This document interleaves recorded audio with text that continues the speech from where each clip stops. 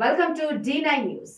BJP OBC Morcha రాష్ట్ర అధ్యక్షులు గంధమల్ల ఆనంద్ గౌడ్ పిలుపు మేరకు తెలంగాణ రాష్ట్రంలోని అన్ని జిల్లాల్లో నియోజకవర్గంలోని అన్ని మండలాల ఎంఆర్ఓ కార్యాలయం ముందు నిరసన మరియు మెమోరాండం సమర్పణ. కామారెడ్డిలో బీసీ డిక్లరేషన్ హామీ ఇచ్చిన సీఎం రేవంత్ రెడ్డి గారు ఈ హామీలు ఎటు వెళ్లినవి? బీసీ డిక్లరేషన్ 6 నెలల్లో చేస్తానని బీసీలను మోసం చేసిన సీఎం రేవంత్ రెడ్డికి నిరసనగా తహసీల్దార్లకు మెమోరాండం సమర్పణ.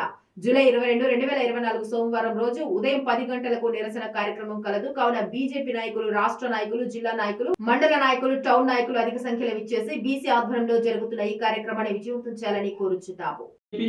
జేఓబీసీ రేపు అనగా జూలై 22 తారీఖు సోమవారం ఉదయం 10 గంటలకు తెలంగాణ రాష్ట్ర ఓబీసీ మోర్చా శ్రీ గంధమల్ల ఆనంద్ గౌడ్ అన్న ఆధ్వర్యంలో మేము తెలంగాణ రాష్ట్రంలోని అన్ని జిల్లాల్లో అన్ని మండలాల్లో ఎంఆర్ఓ ఆఫీసులకు నివేదికను అందజేస్తున్నాం.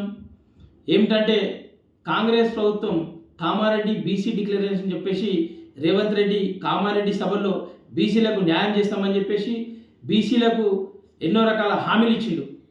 కానీ కాంగ్రెస్ ప్రభుత్వం అధికారంలో వచ్చి దాదాపు 7 నుంచి 8 నెలలైనానే ఇప్పటి వరకు బీసీల ఊసే తీస్తలేడు.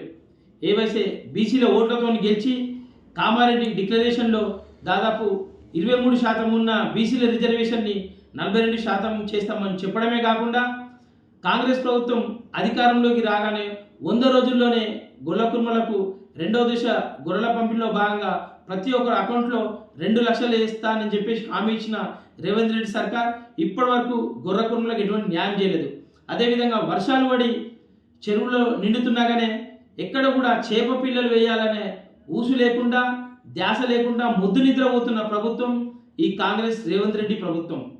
అదే కాకుండా ఇవాళ బీసీ సబ్ప్లాన్ పేరుతో ప్రతి ఏటా 20,000 కోట్లు వేస్తానని చెప్పేసి దాదాపు 5 సంవత్సరాల్లో 1,00,000 కోట్లు వేస్తానని చెప్పేసి ఇప్పటి వరకు 7 నెలలు గడిచినాగానే అసెంబ్లీలో బీసీ సబ్ప్లాన్ ఊసేది అని ముద్దు నిద్రపోతున్న ప్రభుత్వం ఏంటంటే రేవంత్ రెడ్డి కాంగ్రెస్ ప్రభుత్వం.